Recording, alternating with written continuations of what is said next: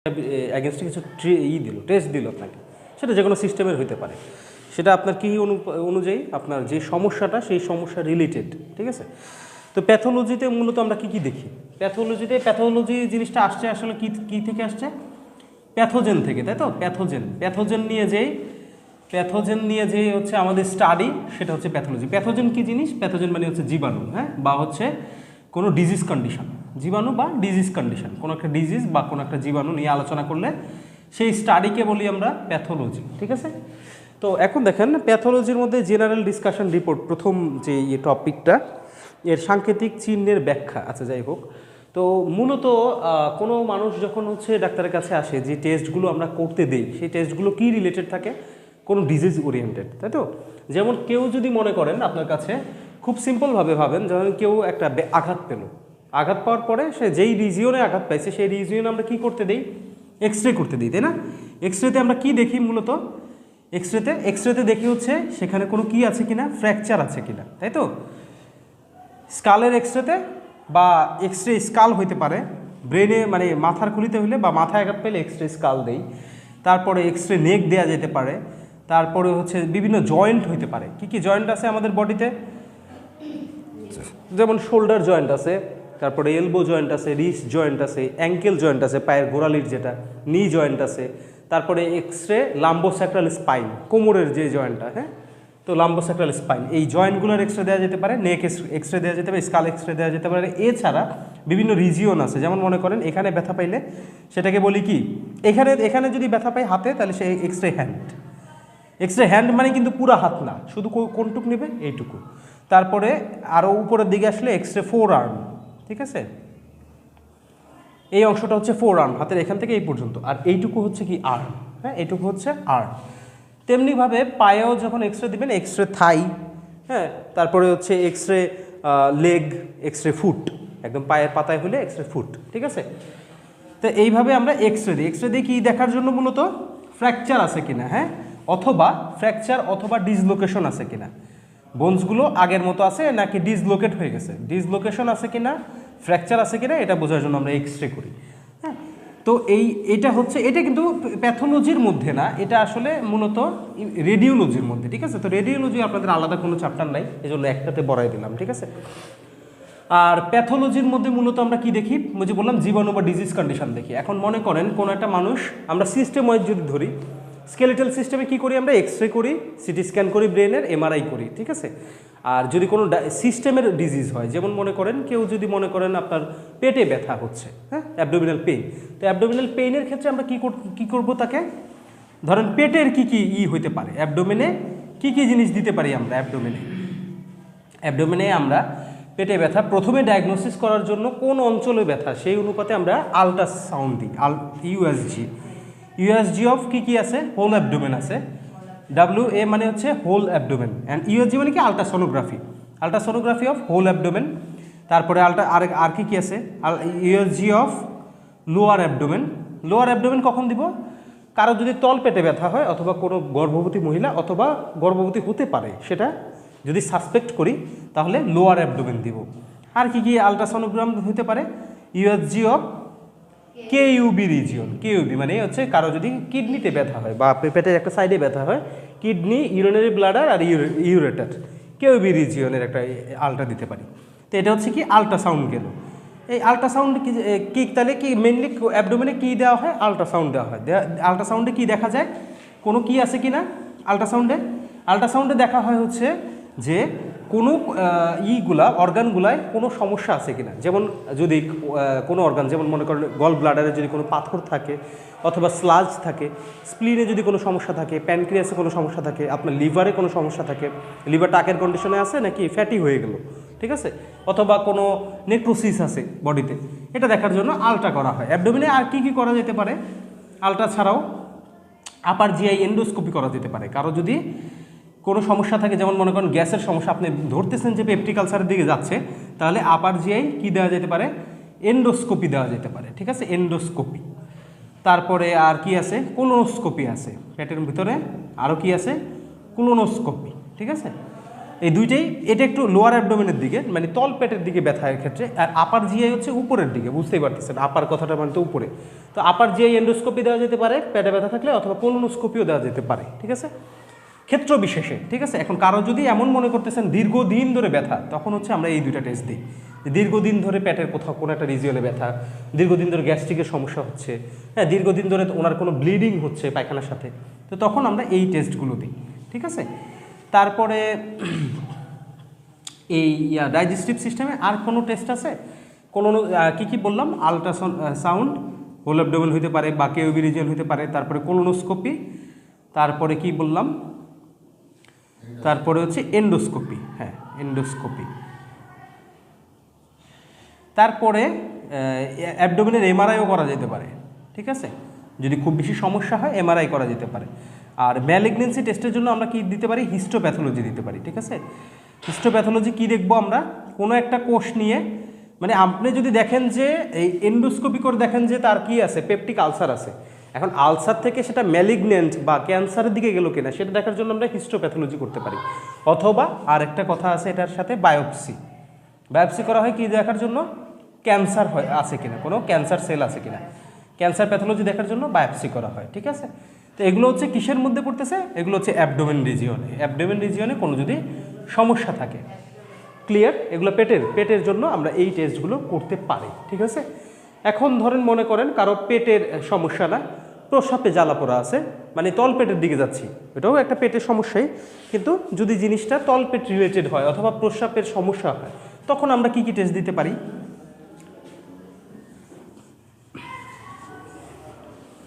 যদি প্রস্রাবের সমস্যা হয় সেক্ষেত্রে আমরা হচ্ছে কিছু কমন প্রস্রাবের টেস্ট আছে, যেমন ইউরিন আরই, প্রথমে আমরা দেখব ইউরিন আরএমই বা আরই, অর্থাৎ এটা হচ্ছে কি ইউরিন, এটুকুতে কি হয়, routine microscopic examination, routine microscopic examination, ঠিক আছে, অথবা রুটিন এক্সামিনেশন, আরই অথবা আরএমই, হ্যাঁ, ঠিক আছে। এই টেস্টটা কখন দিব আমরা, যদি কারো কমপ্লেন থাকে যে প্রস্রাবে জ্বালা পোড়া করতেছে, ঠিক আছে, অথবা প্রস্রাব করতে সমস্যা হয়, ফোটায় ফোটায় প্রস্রাব হয়, এগুলো দেখার জন্য আমরা রুটিন টেস্ট দিব। এই রুটিন টেস্টে আমরা কি দেখতে পাবো, রুটিন টেস্টে দেখতে পাবো হচ্ছে যে এই রুটিন টেস্ট করতে দিলে আমরা কিছু জিনিস দেখব, যে প্রস্রাবের সাথে, এটা কিন্তু আপনাদের সেকেন্ড ক্লাসের পড়া, একই সাথে হয়ে যাচ্ছে, যে ইউরিন এক্সামিনেশন রিপোর্ট, হ্যাঁ। তো ইউরিন আরএমই দিলে মূলত কি কি জিনিস আসে, ইউরিন আরএমইতে আসে হচ্ছে আপনার প্রস্রাবে এই জিনিসগুলো আছে কিনা, আপনার প্রস্রাবে হচ্ছে কোনো আরবিসি যাচ্ছে কিনা, আরবিসি যাওয়া মানে কি, ব্লিডিং আছে কিনা, তাই না, এই আরবিসি কাস্ট দেখা হয়। তারপরে হচ্ছে পাসসেল দেখা হয়, যে প্রস্রাবের মাধ্যমে কোনো পুজ বেরোচ্ছে কিনা বা জীবাণু বের হচ্ছে কিনা, ঠিক আছে। তারপরে আরবিসি কাস্ট থাকলে কি হবে, ব্লিডিং আছে, তার মানে প্রস্রাবের সাথে অল্প অল্প ব্লিডিং হচ্ছে আপনার। পাসসেল মানে হচ্ছে জীবাণু আছে কিনা। আরেকটা থাকে হচ্ছে এপিথেলিয়াল সেল,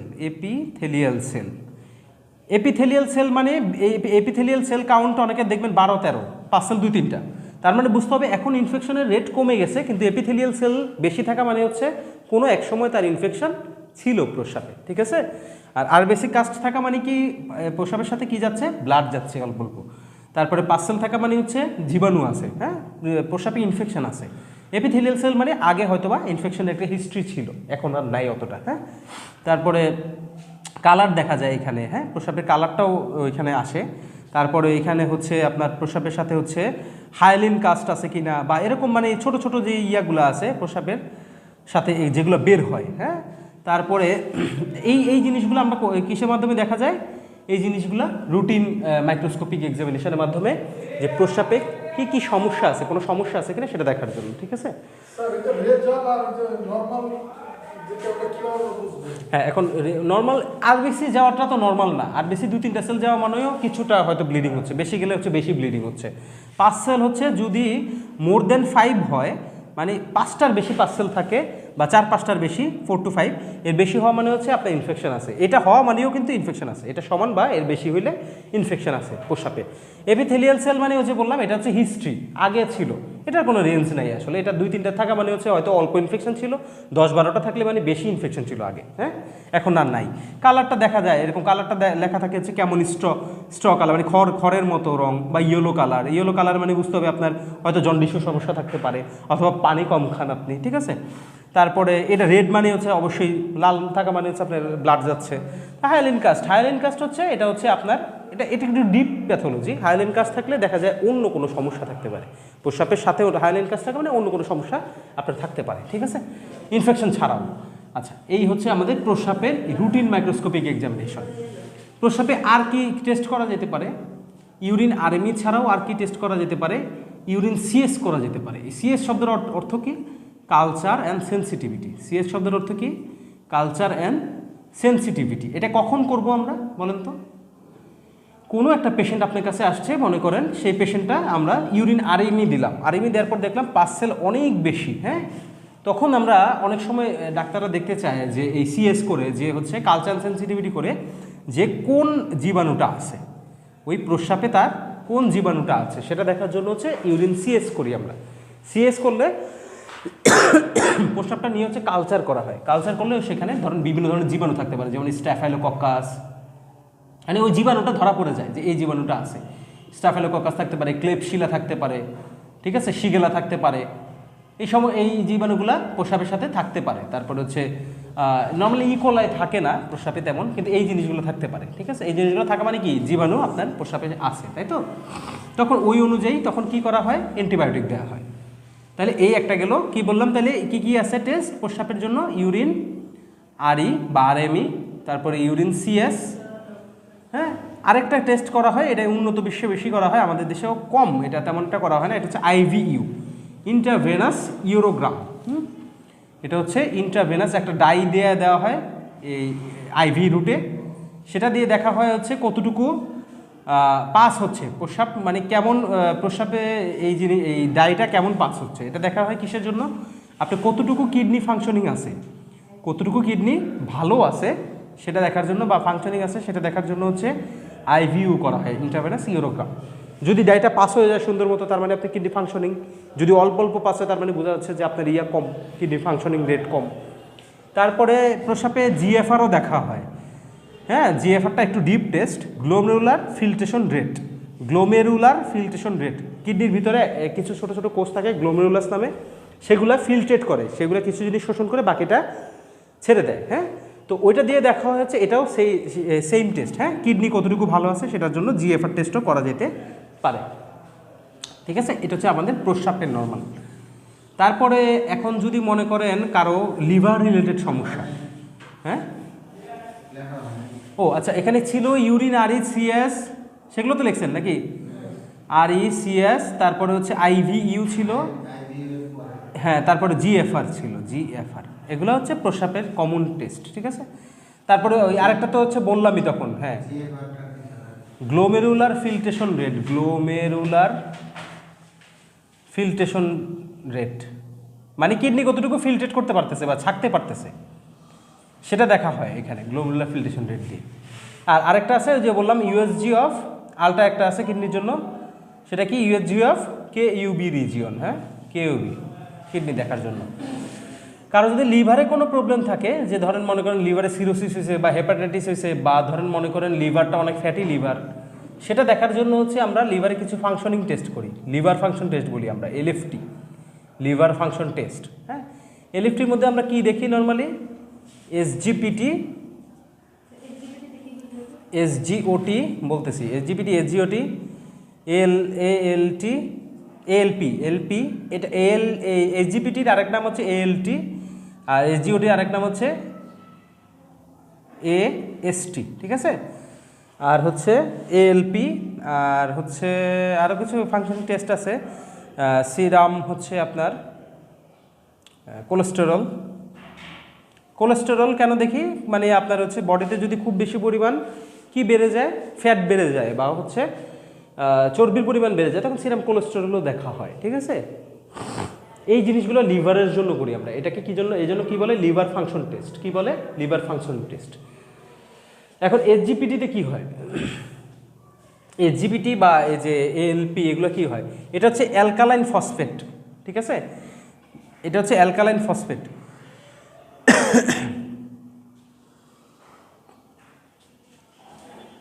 আগে লিখে নেন, হ্যাঁ লিখে নেন, তারপরে বলতেছি। বিভিন্ন ডিজিজ কন্ডিশন হলে তখন লিভার হচ্ছে কাজ করা কমায় দেয় বা ফাংশনিং থাকে না। যেমন মনে করেন ডেঙ্গু, এটা একটা সবচেয়ে বড় রোগ হচ্ছে ডেঙ্গু। তারপরে আছে হচ্ছে আপনার ম্যালেরিয়া, এইসব সমস্যা হলে লিভারে কিন্তু খুব অ্যাটাক হয়, ঠিক আছে। ডেঙ্গু, ম্যালেরিয়া, কারো যদি কোলেস্টেরল বডিতে বেশি থাকে তখনও লিভারে সমস্যা হয়। অথবা কারো যদি এই যে হেপাটাইটিস থাকে, হ্যাঁ hepatitis B, C, hepatitis normally B বা সি এগুলোতে অ্যাটাক হয় বেশি। এগুলো হলে তখন লিভারটায় একটা সমস্যা দেখা দেয়। তো যার কারণে আমরা এই টেস্টগুলো করি। এগুলো একটা নর্মাল রেঞ্জ আছে, হ্যাঁ এগুলো যেদিন ডিটেলস পড়াবো, এগুলোর জন্য ক্লাস আছে আলাদা, এগুলো যেদিন ডিটেলস পড়াবো সেদিনে হচ্ছে বলে দেবো যে এগুলো রেঞ্জ কত, কোনটা বেশি হলে কী হতে পারে, ঠিক আছে। আপাতত আজকে জাস্ট হচ্ছে আপনি বেসিকটা জেনে রাখেন যে কী কী টেস্ট আমরা নর্মালি করতে পারি, ঠিক আছে। তারপরে লিভার পড়লাম আমরা, কিডনি পড়লাম, ইউরিনের কী কী টেস্ট করা হয় পড়লাম, ব্লাডে কী কী টেস্ট করা যেতে পারে, হ্যাঁ এসজিপিটি ওই বললাম, এগুলোর জন্য আলাদা ক্লাস আছে, ডিটেলস ক্লাস আছে। ব্লাডের জন্য কী কী টেস্ট হতে পারে,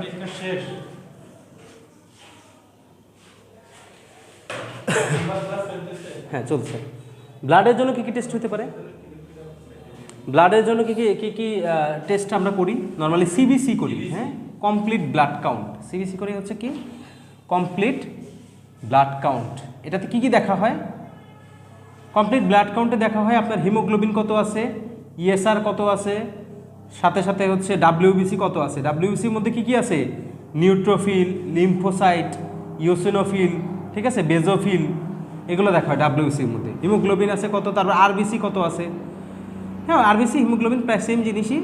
তারপরে আর কি কি দেখা হয়, প্লাটিলেট কত আছে, প্লাটিলেট কত আছে, এগুলো সব সিবিসি করলে একসাথে জানা যায়, হ্যাঁ প্লাটিলেট কাউন্ট কত আছে। তারপর হচ্ছে আপনার হেমাটোক্রিট কত আছে, এটা কিসের জন্য দেখি আমরা, ডেঙ্গুর জন্য। হেমাটোক্রিট কত আছে, কমে যায়, হেমাটোক্রিটের লেভেল, হেমাটোক্রিট বেড়ে যায় আর হচ্ছে প্লাটিলেট কমে আসে, তাই তো ডেঙ্গুতে এটা বেড়ে যায়, এটা কমে আসে প্লাটিলেট ডেঙ্গু হলে। তো এটা সিবিসি করে আমরা কিন্তু এগুলো জানতে পারবো, ঠিক আছে।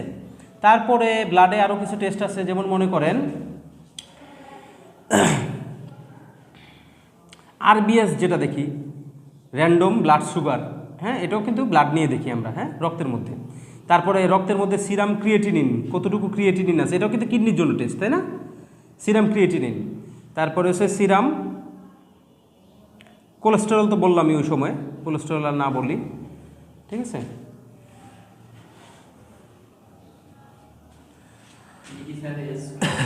হ্যাঁ এগুলো হচ্ছে, হ্যাঁ স্ক্রিটিন, এগুলো হচ্ছে কি বলে ব্লাডে আমরা কী কী টেস্ট করতে পারি, ইলেকট্রোলাইট, সিরাম ইলেকট্রোলাইট করি আমরা।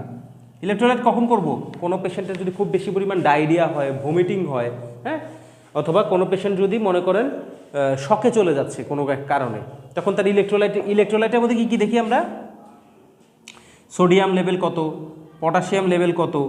সোডিয়াম পটাশিয়াম কমে যায় না ডায়রিয়া হইলে, ভমিটিং হইলে, অনেকবার বমি হইলে, সোডিয়াম কত, পটাশিয়াম কত, ক্লোরাইড কত, আর হচ্ছে দেখি হচ্ছে এই তিনটেই দেখি মেনলি, সোডিয়াম, পটাশিয়াম আর ক্লোরাইড, ঠিক আছে। সাথে সিরাম ক্যালসিয়াম দেখি আমরা, কোনো পেশেন্ট যদি খুব দুর্বল থাকে অথবা হচ্ছে তার খিচুনির মতো হয়, তখন আমরা সিরাম ক্যালসিয়াম দেখি, হ্যাঁ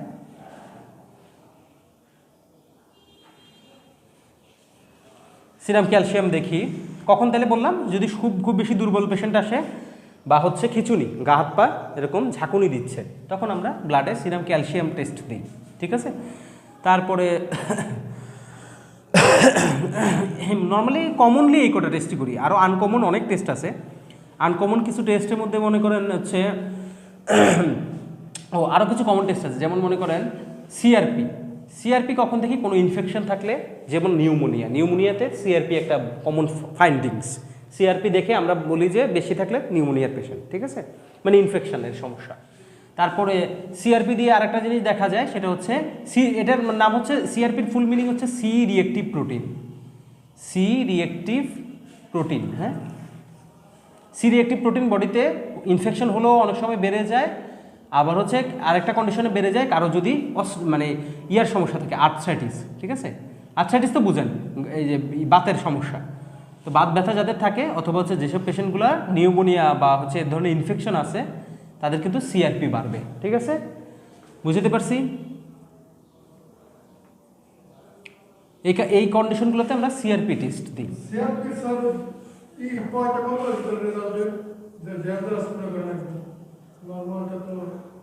সব বলে দেবো আজকে, জাস্ট বেসিক প্রত্যেকটা ক্লাস আছে আপনাদের, আলাদা আলাদা রিপোর্ট নিয়ে আসবো, এমনি বুঝবেন না। রিপোর্ট নিয়ে আসলে আর এমনি শুধু লিখে রাখলে তো হবে না। ওই রিপোর্টে কী কী ফান্ডিংস থাকে, কী কী দেখে আমি বুঝবো কতটুকু রেঞ্জ, সব ওই দিন বলে দেবো। ঠিক আছে, আলাদা আলাদা ক্লাস আছে, যেমন আপনার এই যে হেমাটোলজির ক্লাস আছে, এই যে হেমাটোলজি রিপোর্ট, এটার উপর ক্লাস আছে, সমস্যা নেই। ঠিক আছে, তো ব্লাডে আমরা এই জিনিসগুলো দেখি নর্মালি। সিআরপির পরে আরও কিছু জিনিস আছে, যেমন মনে করেন ইএসআর একটা জিনিস আছে। ইএসআর কিন্তু সিবিসির মধ্যেই থাকে। হ্যাঁ, এটা হচ্ছে erythrocyte sedimentation rate. Erythrocyte sediment মানে হচ্ছে জমাট বাঁধা বা তলানি পড়া। হ্যাঁ, তো ইরাইথ্রোসাইট সেডিমেন্টেশন রেট এটা হচ্ছে নর্মালি হচ্ছে ছেলেদের হচ্ছে মানে পুরুষের ক্ষেত্রে হচ্ছে 1 থেকে 15, মানে 0 থেকে আর কি, 0 থেকে 15 বা 20 এরকম। মহিলাদের ক্ষেত্রে হচ্ছে 0 থেকে 10।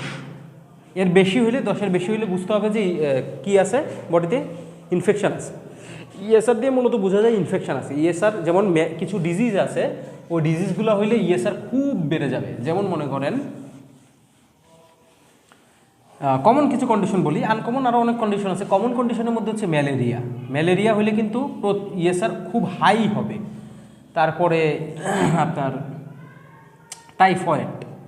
টাইফয়েডও কিন্তু হাই ইএসআর পাওয়া যাবে, কোনো ধরনের ইনফেকশন জীবাণু দ্বারা। হ্যাঁ, যেমন টনসিলাইটিস, তারপরে সাইনোসাইটিস, ইনফেকশন হলেও কিন্তু ইএসআর হাই থাকবে। ফিভার যদি থাকে, হ্যাঁ, এগুলো ছাড়াও, এগুলো তো ফিভার আছে, ম্যালেরিয়া জ্বর, টাইফয়েড জ্বর, এগুলো ছাড়াও যদি ভাইরাল ফিভারও থাকে সেক্ষেত্রেও কিন্তু ইএসআর এর মান মোটামুটি বাড়ে।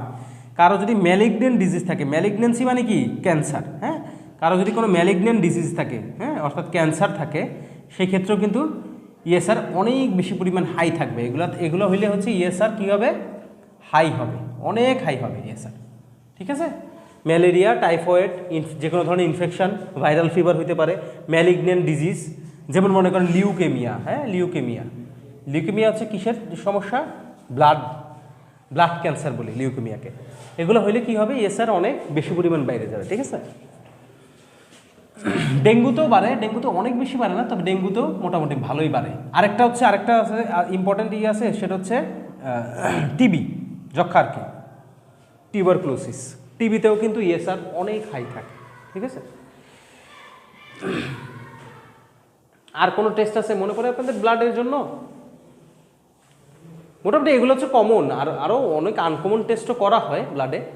ব্লাড সিএস আছে কিন্তু, ব্লাড সিএস যে আমরা একটু আগে দেখলাম না যে ইউরিন সিএস, ব্লাডও সিএস করা হয়। সিএস মানে কালচার অ্যান্ড সেন্সিটিভিটি। ঠিক আছে, ব্লাড সিএস করে কি দেখি, ওই একই রকম, ব্লাডে কোনো জীবাণু আছে কি না। ঠিক আছে, ব্লাডে কোনো জীবাণু আছে কি না সেটা দেখা হয়। ব্লাডে আরও কিছু টেস্ট আছে, এখন মনে পড়লো, যেমন হচ্ছে TSH, T3 T4 TSH, T3 T4 TSH। এটা দেখি কখন আমরা, এটা দেখি কারো যদি থাইরয়েডে কোনো সমস্যা থাকে। ঠিক আছে, এটা দিয়ে কি বোঝা যায়, হাইপারথাইরয়েডিজম আর হাইপোথাইরয়েডিজম। যদি T3 T4 বাড়তি থাকে, হ্যাঁ, আর TSH কম থাকে, তাহলে এটা কি বুঝতে হবে, এই কন্ডিশনটার নাম কি, হাইপারথাইরয়েডিজম। ঠিক আছে, এই কন্ডিশনটার নাম কি, hyperthyroidism. T3 normally T3 T4 বাড়বে, TSH কমবে। এখন হাইপারথাইরয়েডিজমের আবার দুইটা প্যাটার্ন আছে, একটাতে T3 বাড়ে, আবার একটা T4 কমে। নর্মালি দুইটাই বাড়ে, আর একটা কন্ডিশন আছে সেখানে T4 কিন্তু কমে যায় আর TSHও কমে যায়, দুইটা প্যাটার্নের আছে। হ্যাঁ, ওটা টক্সিক বেশি, যেটাতে T4 কমে যায়। ঠিক আছে, আর যদি উল্টাটা হয়, যে মনে করেন T3 T4 কি হয়ে যাচ্ছে, কমে যাচ্ছে, কিন্তু TSH বাড়তেছে, তাহলে কি হবে, তাহলে হবে হাইপো। থাইরয়েডের সমস্যা দুই ধরনের আছে, একটা হাইপারথাইরয়েডিজম, একটা হাইপোথাইরয়েডিজম। হাইপারে হচ্ছে T3 T4 বাড়বে, TSH কমবে, আর হাইপোতে হচ্ছে T3 T4 কমবে, TSH বাড়বে। TSH কি জিনিস, thyroid stimulating hormone, thyroid stimulating hormone. এখন আপনি বলতে পারেন যে এটা মনে রাখবো কেমনে, যে এই কোনটা বাড়লে কি হয়। হাইপো মানে কম, হাইপার মানে বেশি, হাইপার মানে বেশি, মানে অন্য লোকটা হাইপার হয়ে গেছে। হাইপার শব্দটা হচ্ছে বেশি। হ্যাঁ হাইপো, এটা হচ্ছে হাইপো। হাইপো মানে হচ্ছে কম। কে কম? এই T3 T4 এই দুইটা হরমোন, এই দুটো হচ্ছে হরমোন, ঠিক আছে, থাইরয়েড হরমোন। T3 T4 কম, যার কারণে নাম হচ্ছে হাইপো। আর TSH কি? TSH হচ্ছে থাইরয়েড স্টিমুলেটিং হরমোন। যখন T3 T4 কমে যাবে তখন ব্রেন থেকে স্টিমুলেটিং হরমোন বাড়বে, যে তাড়াতাড়ি T3 T4 তৈরি করো, ঠিক আছে, ব্যালেন্স করার জন্য। এই কারণে দেখবেন যাদের হাইপো তাদের TSH অনেক বেশি, মানে অনেক বেশি পরিমাণ TSH তৈরি হইতেছে এগুলাকে বাড়ানোর জন্য, ঠিক আছে, কিন্তু এগুলোর লেভেলটা কত আছে? কম আছে, ঠিক আছে। আবার ঠিক এই জিনিসটা যদি হাইপার হইতো, হাইপার থাইরয়েডিজম, তাহলে কি হবে? বাড়বে, এইগুলো বাড়বে, হ্যাঁ, T3 T4 বাড়বে, অনেক বেশি থাকবে বডিতে। এই দুইটা হরমোন দিয়ে বুঝি আমরা হাইপার না হাইপো, ঠিক আছে।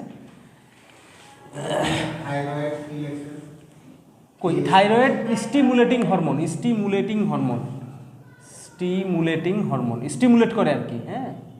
ও এল হবে, L stimulating hormone. Thyroid stimulating hormone, যেটা থাইরয়েড গ্ল্যান্ড থেকে থাইরয়েড হরমোন বেরোয়ার জন্য স্টিমুলেশন করে। এটা হাইপোথ্যালামাস থেকে সিক্রেশন হয়, ব্রেনের হাইপোথ্যালামাস থেকে এটা সিক্রেশন হয়, ঠিক আছে। তো মোটামুটি এই টেস্টগুলো আমরা ব্লাড থেকে করি। আরও অনেক টেস্ট আছে, যেমন এই যে সিরাম ক্যালসিটোনিন, তারপরে হচ্ছে সিরাম আয়রনের ক্ষেত্রে কিছু টেস্ট করা হয়, সেখানে হচ্ছে NTHCV, এগুলো আরও কিছু টেস্ট আছে যে এখন মনে পড়লো। হ্যাঁ, এটা হচ্ছে যেমন HBsAg, হ্যাঁ, HBsAg, তারপরে হচ্ছে VDRL। এগুলো প্রেগনেন্ট যারা হয়েছেন কোনো এক সময়, বা হচ্ছে যদি কোনো প্রেগনেন্ট মহিলাদের রিপোর্ট দেখেন দেখবেন এগুলো আছে। HBsAg হচ্ছে হেপাটাইটিসের জন্য, দেখি হেপাটাইটিস, ঠিক আছে, কারো হেপাটাইটিস সমস্যা আছে কিনা, HBsAg। VDRL হচ্ছে কোনো ভেনেরাল ডিজিজ আছে কিনা, VDRL, ভেনেরাল ডিজিজ, ঠিক আছে। তো ভেনেরাল ডিজিজ হচ্ছে কি, মানে কারো যদি কোনো গনোরিয়া বা হচ্ছে মানে সেক্স রিলেটেড যে ডিজিজগুলো হয়, হ্যাঁ, গনোরিয়া বা সিফিলিস, এগুলো থাকলে এই VDRL এ চলে আসবে আপনার, ঠিক আছে। HBsAg, VDRL, তারপরে NTCCV যেটা আপনি বললেন, হ্যাঁ, NTCCV, এটাও হচ্ছে একটা ডিজিজ কন্ডিশন, সেটার অ্যাগেনস্টে একটা অ্যান্টিবডি তৈরি হয়, হ্যাঁ, সেটার টেস্ট, ঠিক আছে। তারপরে হচ্ছে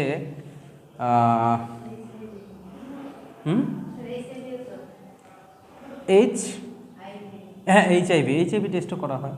এরকম বিভিন্ন ডিজিজ রিলেটেড কিছু টেস্ট আছে, হ্যাঁ। হ্যাঁ, আবার HCV, হ্যাঁ, HCV, এটা হেপাটাইটিস সি ভাইরাস, NTHCV, হ্যাঁ। NTHCV তো হচ্ছে ইয়ার নাম, টেস্টের নাম, হ্যাঁ, খুব সম্ভবত এটা হচ্ছে, হ্যাঁ, এটাও টেস্টের নাম, হ্যাঁ, ঠিক আছে, এটাও টেস্টের নাম। এটা হচ্ছে বডিতে অ্যান্টিবডি তৈরি হইলো কিনা সেটা দেখার জন্য, ঠিক আছে। তারপরে আর কোনো টেস্ট আছে?